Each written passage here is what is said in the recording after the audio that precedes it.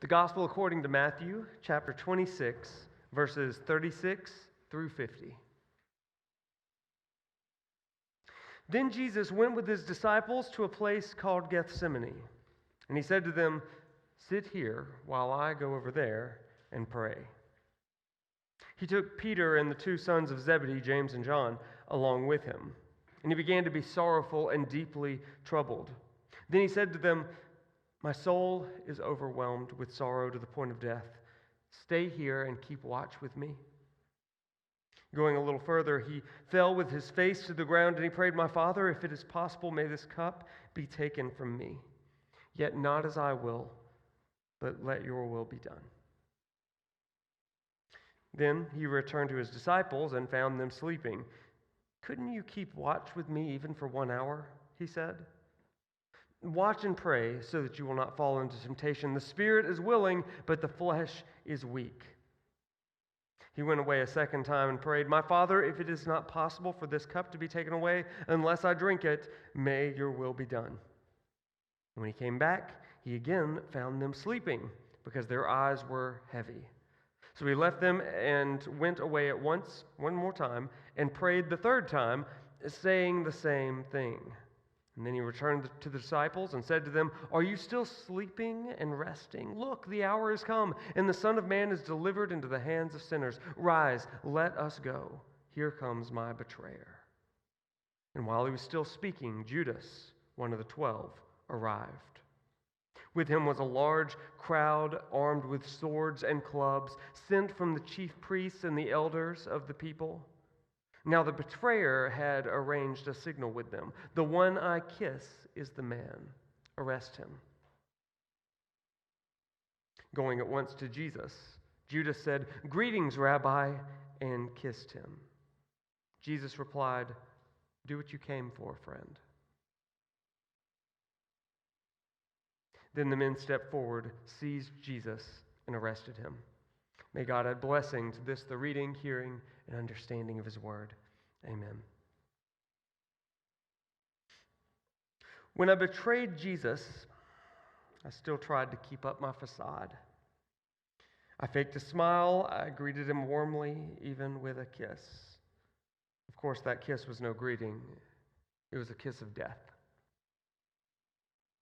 Yet even when I betrayed Jesus, he still called me friend.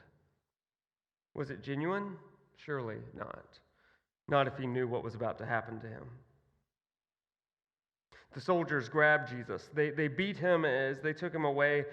They were humiliating him, and he did nothing. Not a thing. I watched the scene unfold to the very end. I listened in on the trial, and I heard the sentence. Jesus is going to be executed just a few hours from now because of me. And there's nothing I can do about it. It's all my fault. My God, it's all my fault. This isn't how it's supposed to be. His life, my life, was supposed to be different. God knows he tried to save me, but I couldn't be helped. And now he's the one paying for it. It should be me. I deserve to die for what I've done. This world needed Jesus. He was so good. It was a better place with him in it, but it would be better off without me. I have nothing left to live for. Jesus was my life for the last 3 years, and I gave him up. I can't come back from this. And even if I could, the others would never understand. They saw me betray him. They'll hate me. I have no one. I have nothing. Oh God, I hate myself.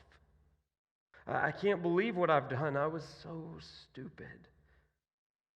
I wish I could go back and change it all, but I can't. There's nothing that can save me now. Jesus was the only one that could. And with him gone, there's no hope left for me. I have no choice. I'm so sorry. My God, I'm so sorry. Over the last 5 weeks, we've learned a lot about Judas.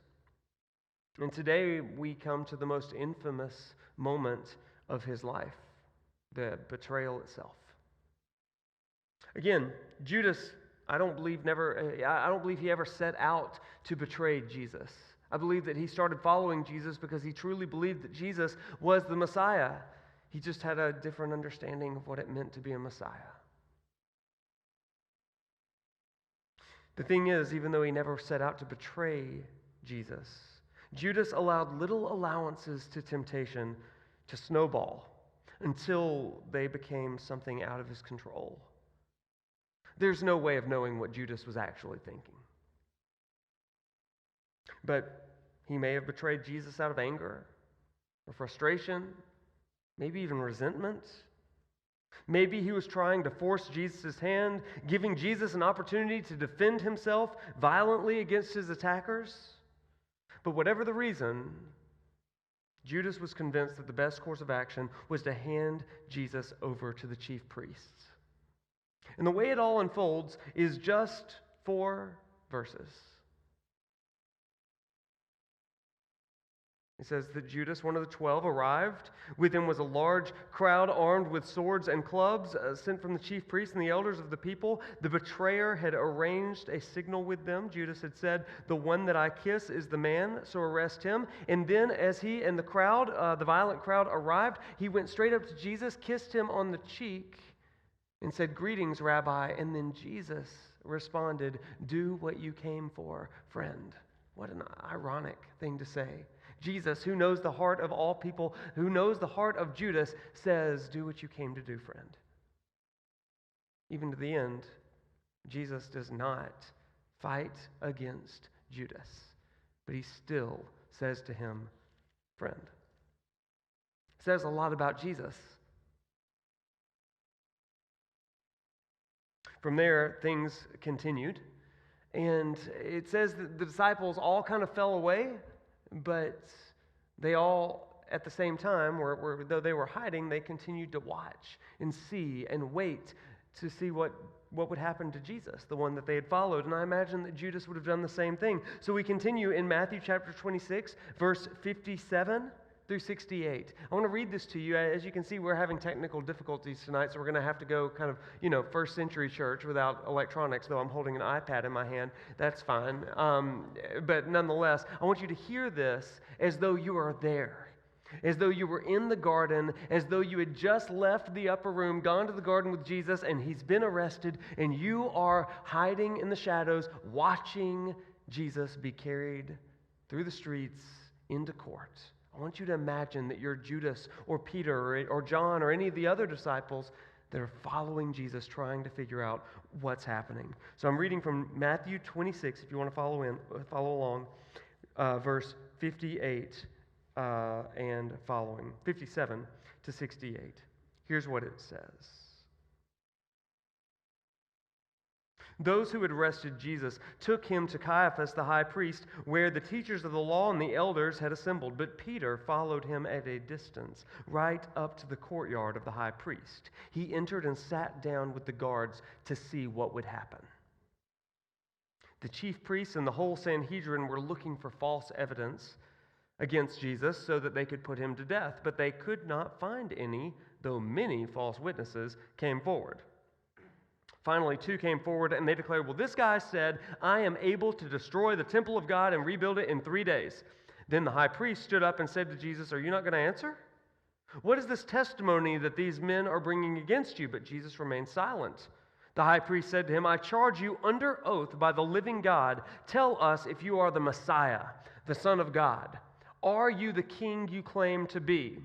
As you remember from the last few weeks, that word Messiah means anointed one, and it is a kingly moniker. It means that the Messiah, this one, is going to be the king who overthrows the government that is coming in this case, Rome. Before that, it had been the Seleucids, and before that, the Persians, and before that, the Babylonians or the Assyrians. And there's this moniker that we've talked about, that Jesus is the King of Kings, which Messiah also kind of morphs into at times. And so this person, this high priest, says to him, "Are you the one? Are you the Messiah, the Son of God?"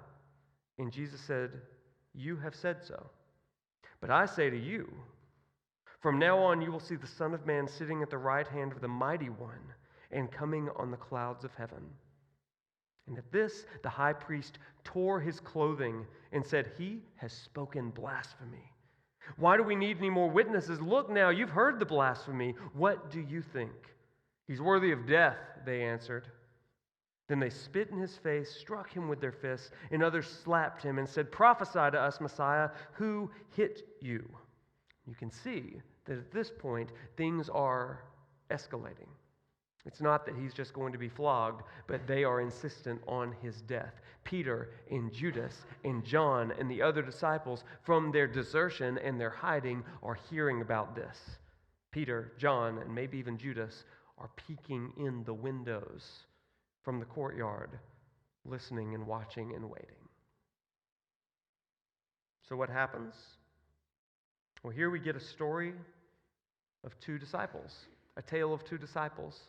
One Peter, one Judas. And I continue in the Gospel of Matthew just after this, verse 69 through 75. It says, "Now Peter was sitting out in the courtyard, and a servant girl came to him. She said, 'You also were with Jesus of Galilee.' He denied it before them all. 'I don't know anything about what you're talking about,' he said. And then he went out to the gateway where another servant girl saw him and said to the people there, 'This fellow was with Jesus of Nazareth.' He denied it again with an oath, 'I do not know the man.' And after a little while, those standing there went up to Peter and said, 'Surely you're one of them. Your accent gives you away.' Remember? He's from Galilee, and they're down in Jerusalem. He's got a northern accent.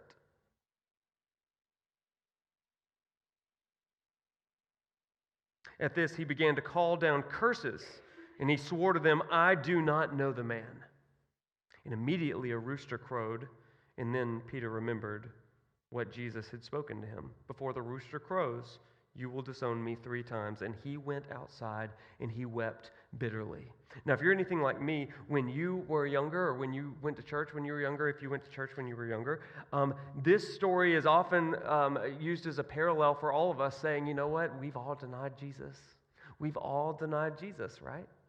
And Peter, the one that is the rock, right? The immovable rock, the one on which the church will be built, according to Matthew 16, right? This rock denies Jesus 3 times. And if he can deny Jesus 3 times and come back, why can't we? And that was always the message that I heard, right? He goes outside and he weeps bitterly. And it's not just a subtle crying. It is a body-convulsing lament. It's one where he is stricken with grief because he knows that he's sold out Jesus. He denied Jesus in front of other people. And Jesus said, "If you deny me before men, I will deny you before my Father in heaven." Harsh words.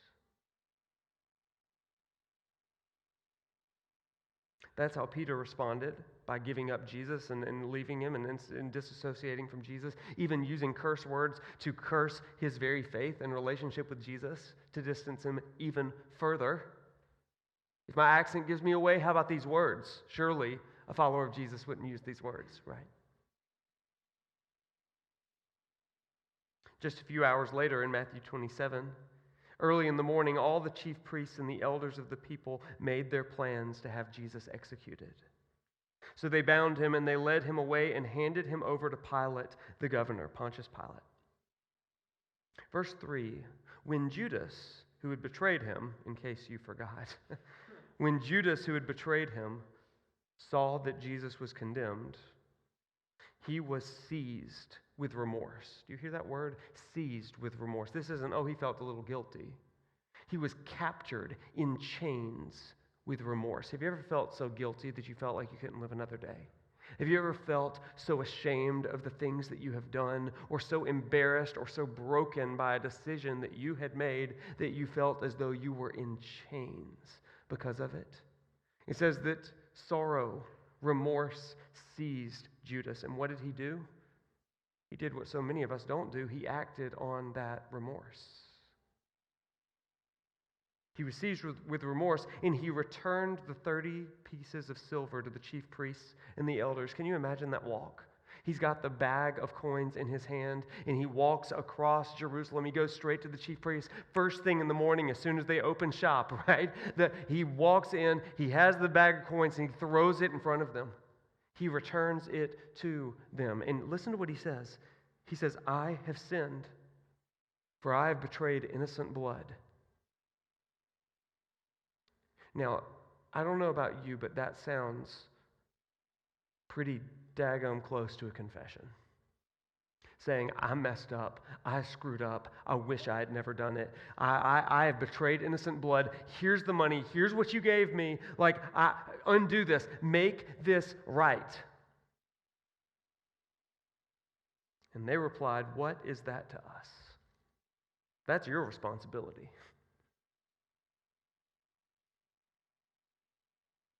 Judas threw the money into the temple and he left. And can you imagine what that was like? He went into the temple courts to those that had sentenced Jesus to death, and he said to them, I've messed up. Free him. Free him. He's innocent. Just, even at the very least, just flog him a little bit, beat him, humiliate him, whatever, but let him go. I have done this. When they say no, he throws the money. He doesn't care about the money anymore. He leaves, and that walk afterwards must have been devastating to him. Think about it. If he believes that Jesus is who Jesus says he is, if he believes Jesus at this point, then what has he done? Not only has he squandered his own connection with Jesus, but if Jesus is the Messiah, if Jesus is the Savior, then you do the math here. Then Judas has not only squandered his own salvation, but he squandered salvation for the entire world. And he has foiled God's plan of redemption and salvation for all people for all time. The weight of the world is on Judas's shoulders because he thwarted the good plans of God. And so what did he do? He went away and he hanged himself. What else was there for him to do? Now we, who are Christians, with our hindsight being 20/20, as we look back, we say, Judas, just wait 3 days. Shouldn't Judas have known better? Well, I'm going to point you to Luke chapter 18. Because in Luke 18, we get a pretty fascinating passage. Luke 18 says, with some music, no less. No, you're good. I love the ambient sounds over there. That's very mood setting. Luke 18, verse 31 through 32. Hear what this says. Jesus took the 12 aside and told them, we are going up to Jerusalem. This is before their big trip to Jerusalem where he will eventually die, and where they're going to have a supper and the crucifixion and everything is going to go down. He says, we're going up to Jerusalem, and everything that is written by the prophets about the Son of Man will be fulfilled. He will be delivered over to the Gentiles. They will mock him, insult him, and spit on him. They will flog him and kill him, and on the third day he will rise again. And we would say, hey, Judas, hello, he's coming back. Right? Except verse 34 tells us the disciples did not understand any of this. Its meaning was hidden from them, and they did not know what he was talking about. Now, there's other passages in the Gospels where it says Jesus is comparing his body to the temple, says, I will destroy this temple and in 3 days it will be rebuilt. And they're like, it took many, many years to build this temple, Jesus.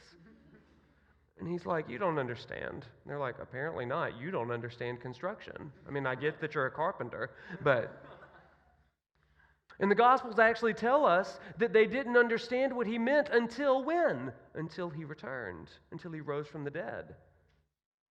And I think that's why Peter is out there weeping bitterly. I think that's why Judas is like, no, here's the money, free this guy, I've done wrong. And when they say no, he's like, this was the best man that I ever knew. If he dies, then the blind aren't going to see. The lame aren't going to walk. Yeah, he didn't overthrow Rome, but he did good. He made Jerusalem and Israel a better place, and I just killed the hope of the world. And so forgive me if I'm a little compassionate toward Judas here, because none of the disciples believed he was coming back when he died. That's why they deserted him. That's why they went out and they wept bitterly. That's why they denied him, because they didn't want to be next. None of them believed. Shoot, even Thomas, upon the resurrection, says, I will not believe that it's him unless I can put my finger in the holes in his hands and his side. It's like, well, Thomas, he said that he would come back. Okay. You put yourself in those first century sandals, right? You wouldn't believe it. And neither did they. So Judas went and hanged himself because he thought that it was over. Now, the gospel doesn't say Judas prayed. And so a lot of times people say to me, do you think Judas was, quote, saved? Which is always a great question when somebody says, do you think this person is saved? And my answer is like, well, I'm no judge. God knows. I mean, Miley's right. Only God can judge me, right? That's right. Miley Cyrus in Judas' sermon. That's right. But think about it. The gospel doesn't say that Judas prayed. Judas simply went to the chief priest, threw the coins there, and said, I've done wrong, which is a way better confession than sometimes I do. Oh, God, forgive me for the things that I have done today that displeased you. Judas had it right. He came to the chief priest and he said, I have betrayed innocent blood. This guy is innocent. Take back whatever blessing, whatever good that I received from this. Just take it back. But he didn't pray, and so some people say, Judas is damned because of that. But I would ask you this question. If he killed the Son of God, or was in the process of killing the Son of God, who would Judas pray to?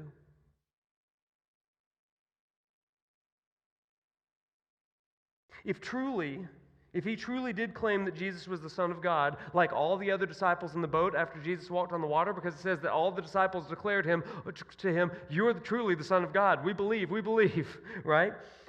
If he truly did claim that, then he could say that he killed the Son of God. He killed the chance of redemption for himself and for the whole world. What more could he do? Nothing, except end everything.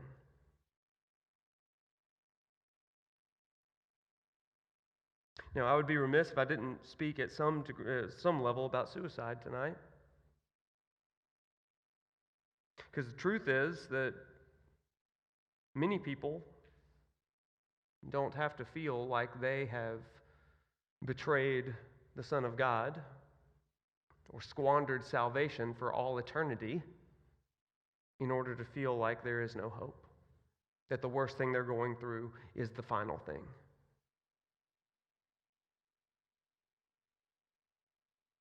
The CDC put out a lot of numbers about this. I'm going to share a couple with you just from the college aspect. 6% of undergrads and 4% of grad students in four-year colleges have seriously considered attempting suicide in the past year. That's what statistics show. Nearly half of each group, undergrads and grad students, didn't tell anyone. The suicide rate among young adults, that's ages 15 to 24, has tripled since the 1950s. 1 in 12 have actually made a suicide plan at some point. There are 1,100 suicides at colleges per year. That's 7.5 per every 100,000 students. And 1.5 students out of every 100 have actually attempted it.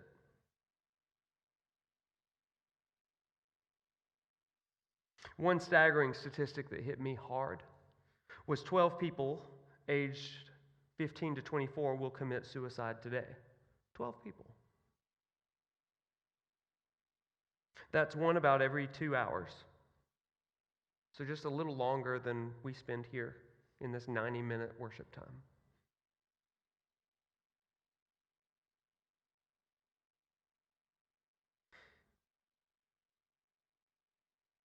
Some of the greatest stress producers, as recorded by these statistics, what leads to a sense of hopelessness are things like competitiveness, trying to get into that percentage of your graduating class in order to make a good salary when you graduate, tuition costs, others acceptance rates, others campus crimes, others just the economy causes stress.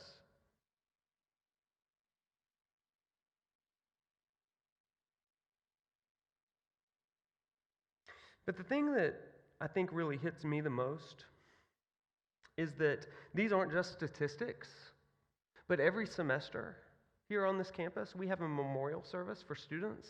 And there is, every semester that I've been here at this university, there has been at least one story on this campus of someone that felt like life and the world would be better off without them.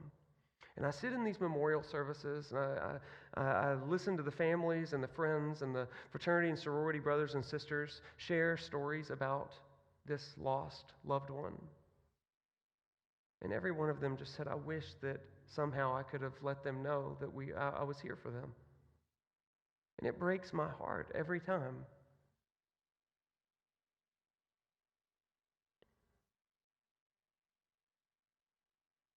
I say this all the time, especially around Easter. But one of the fundamental truths of my life that I believe is a mantra that we kind of joke about because I say it so much. But I fundamentally believe with all my heart that the worst thing is never the last thing. That there's always hope. And the reason that I believe that there's always hope is because, well, the story of Jesus does not end with Judas's betrayal. People ask me sometimes, Wade, what happens to those who commit suicide then? Because inevitably somebody says to me, Wade, I've always been told that, if somebody commits suicide, that's like an unforgivable sin because you can never repent of that. Right? And again, I don't know what happens. I'm going to be honest with you. Boy, there's a lot of questions that I have about eternity. But here's what I do know about the character of God. I don't read in the scriptures from Genesis to Revelation about a God that abandons us or deserts us in our darkest hour. And I've got to admit, I think that in order to commit suicide, you've got to be in a pretty dark place. But I do imagine this, because I've had 3 people that I deeply cared about in my life, whether they were church members or even friends, who have chosen to end their lives. And I've often wondered what Jesus said to them when they die and they come up. What is that conversation like?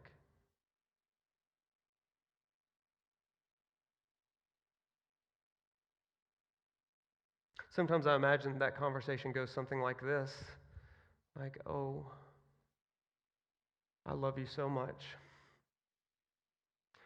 I wish that you could have just waited a little longer to see what I was doing with you. And I imagine that's something similar that Jesus would have said to Judas.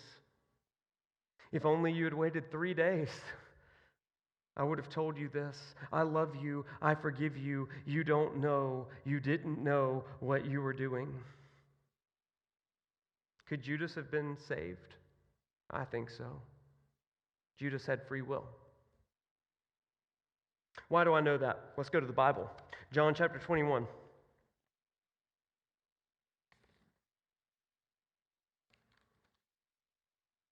In John chapter 21, Jesus has risen, as he said he would. And the disciples, because they're getting on with their lives, go back fishing. They're going back to their day job. Instead of being nomads that talk about Jesus all day long, they are going back to what they know.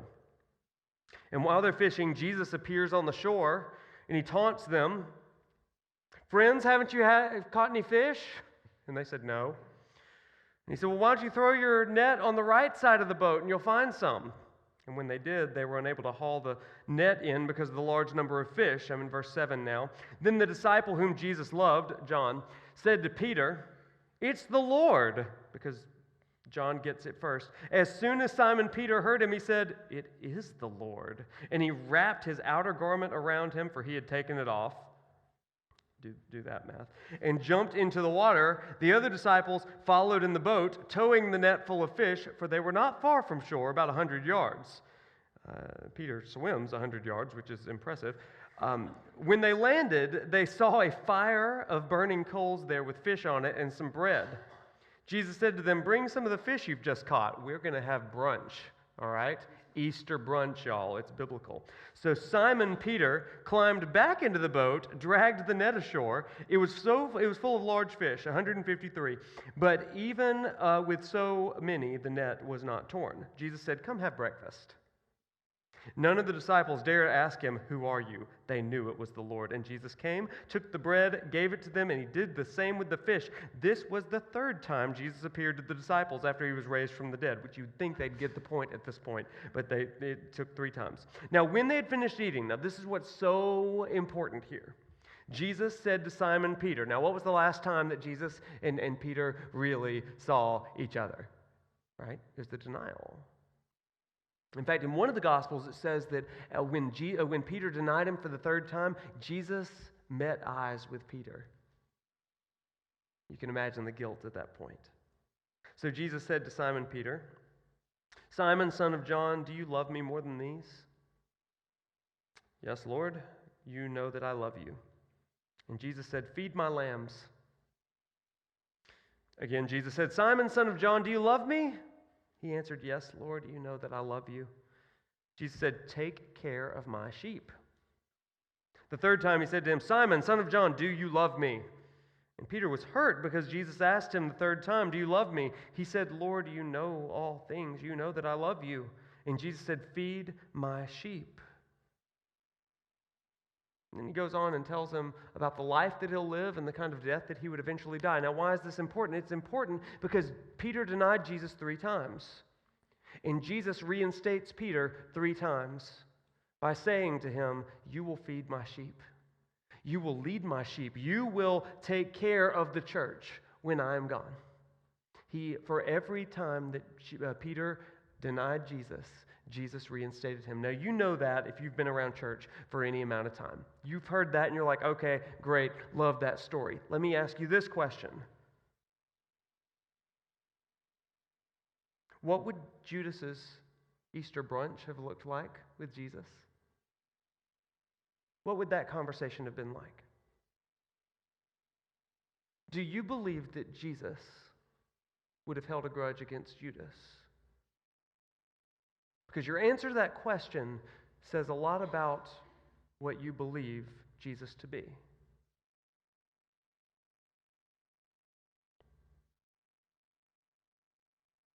I think that Easter morning brunch with Judas would have been similar, but even more pointed than it was with Peter. I think you would have said, Judas, do you love me? And I think that Judas would have said, I did everything I could to make it right. And he would have offered some excuses perhaps, and then Jesus would have again said, do you love me, Judas?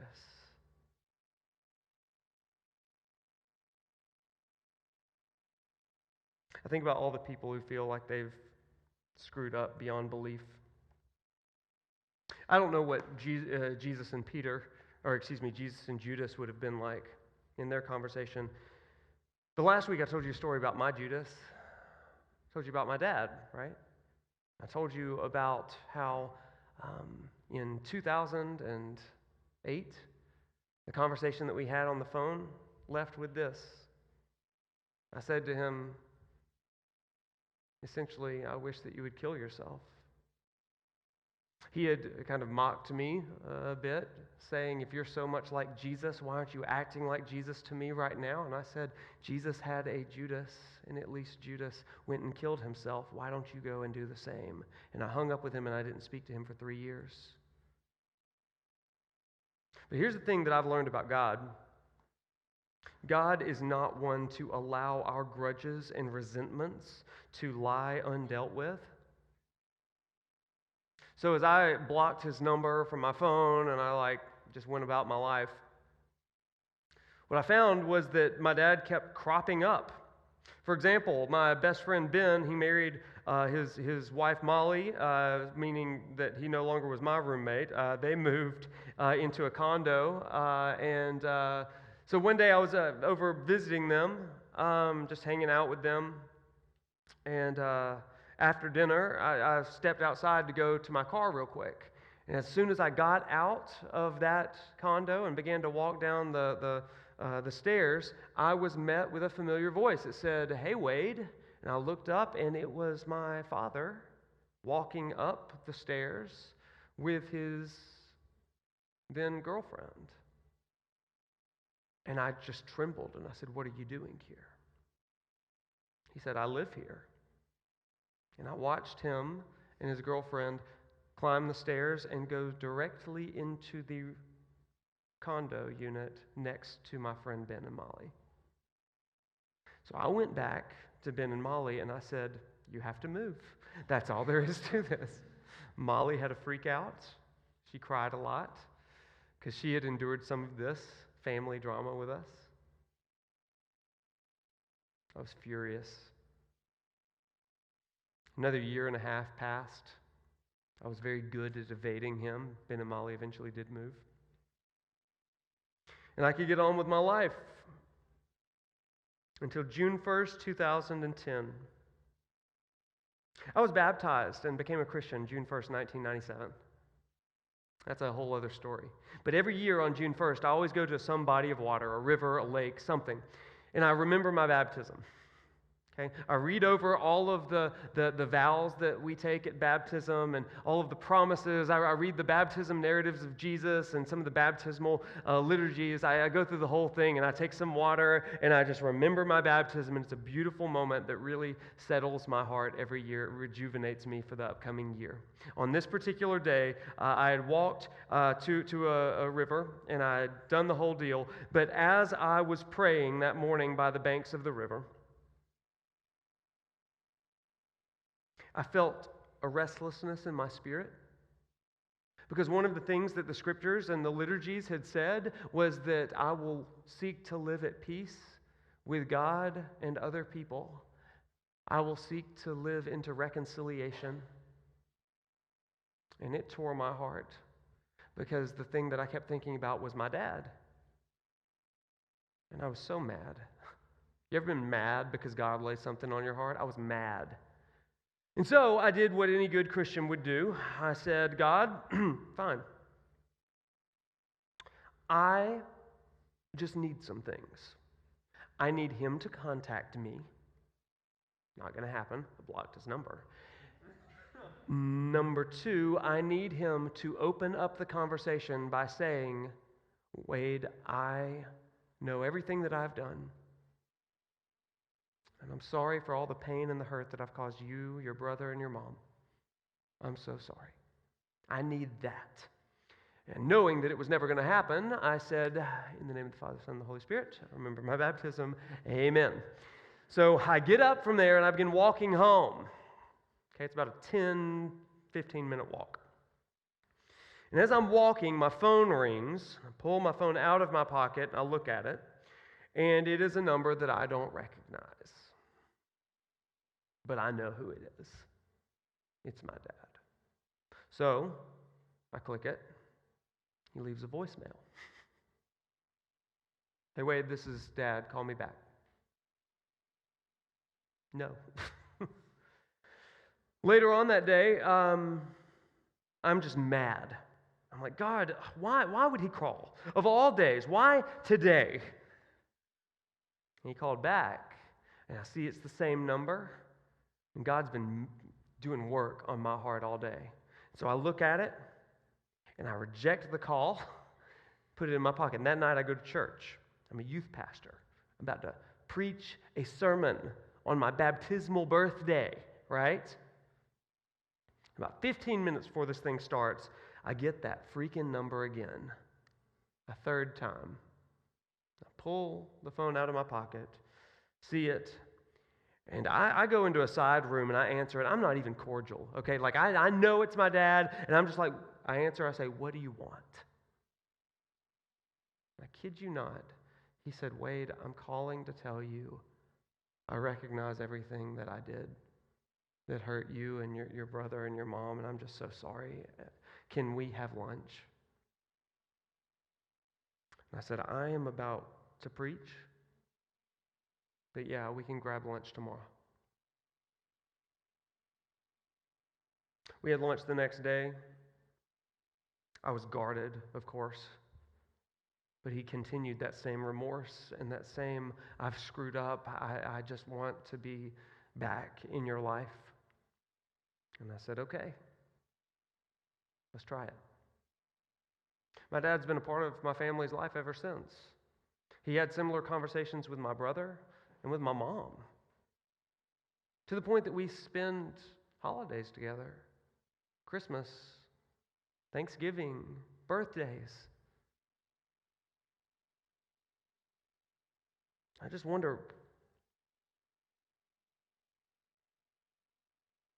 where did that come from in me? Well, it came from this idea that the only difference between me and Judas is that I have a resurrected Jesus to pray to. Judas didn't know the end of the story, but I do. And if I truly believe that the worst thing is never the last thing, then I can't leave my dad in the worst thing. Sometimes people say to me, Wade, you've got such a great job. You must go to sleep every night just saying, oh man, it's just so fun to be a college minister, and like look at all the cool things that God is doing at Wesley. And y'all, I love what God does here. But can I tell you something? I don't rest easy at night. Because the truth is, I stay awake a lot of nights, worried and praying and fearful for all of those that aren't here. Because I want to make sure that we don't have any Judas-type situations where people feel like they're beyond hope. It's the reason why I'll teach 12 hours of classes here. Some people would say, Wade, you're supposed to be here in this building. I say, no. There's people that need to hear a word of hope. It's the reason why I'll skip dinner like I did Monday night, and I'll skip communion even, to go and work out with a student. Literally, go to the gym with a student, even though it was my second workout of the day, because he wasn't religious, and he wanted to know why I was. Yeah, I'm going to skip communion for that. Yeah, I'm going to skip dinner for that, because sometimes that's needed. Because at the end of the day, I think that Jesus would have left the 11 to go after the one here. And I believe he did. One of the saddest realizations that I have about the story of Judas came when I was reading the book of Acts, and this is where I'd like to close. In Acts chapter 9, we have the story of a guy named Saul. When Judas committed suicide, there were 11 disciples left, obviously, if you do the math. Jesus has risen from the dead. He sees the 11. He says, okay, go, make disciples, do the whole deal. After he leaves, they get together and they have a great, really, really productive first church meeting. And they say, well, there's 11 of us. Instead of saying, how are we going to spread the gospel to the rest of the world, they say, we've got to fill this seat, or their nominations. And so after they nominated 2 people, A guy named Matthias got the job.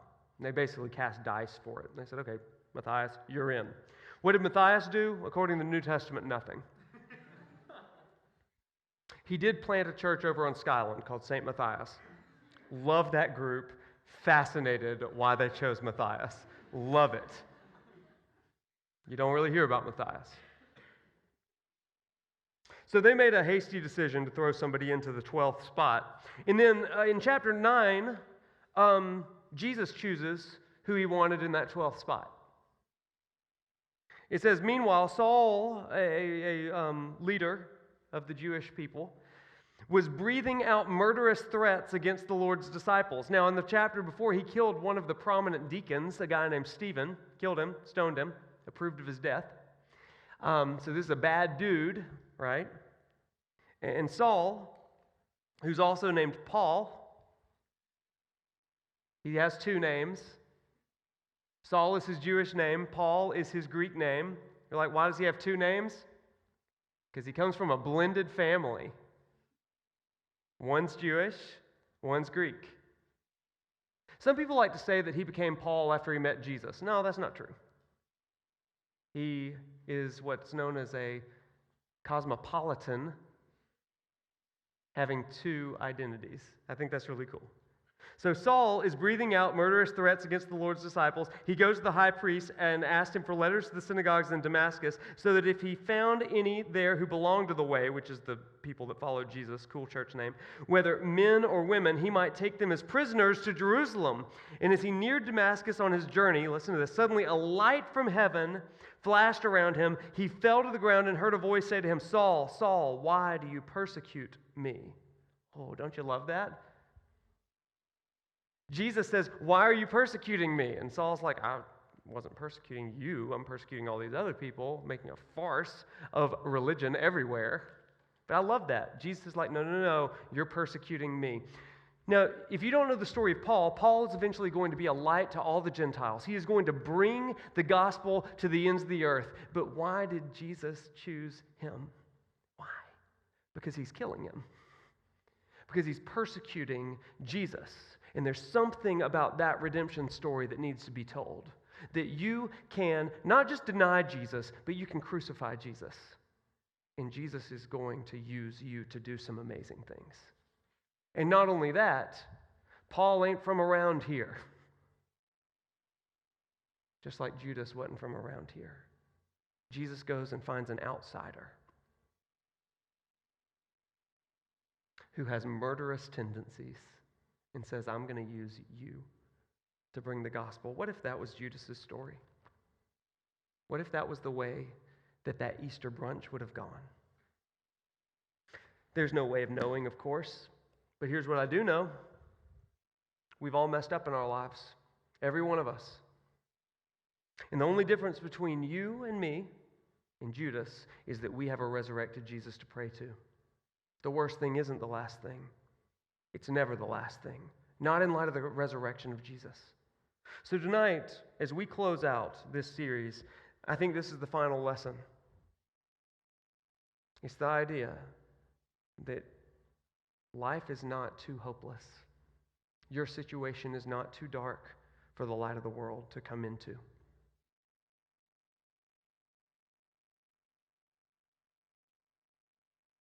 Today, we each have a risen Christ that we can pray to. So whatever you're feeling in your life, Jesus is enough. He's always been enough. And all that's left is for us to come to him. Tonight, we have the cross right here. And as a Holy Week sort of observance, it's interesting this is happening on Wednesday, because Wednesday is traditionally the day that Judas betrayed Jesus. At least sold him out through received the coins. And maybe you're in a place right now where you're like, okay, I need to return the coins. I need to spend some time here. I would actually invite you. We have created some holy space up here. You're invited during this last song to just come up here, maybe kneel, maybe even touch the base of the cross. Just as a subtle way of saying, Jesus, I'm returning to you. I don't want to end up like Judas. Sometimes I believe that the worst thing is the last thing in my life, but tonight I believe that you are the last thing. You have the final word. As we said in Psalm 130 earlier tonight, with you there is forgiveness, therefore God is feared. Therefore God is revered. It's Jesus' loving kindness that brings us to our knees and says, the worst thing is never the last thing. I'm putting my hope in you. So tonight, let us respond. Let's pray together. Jesus,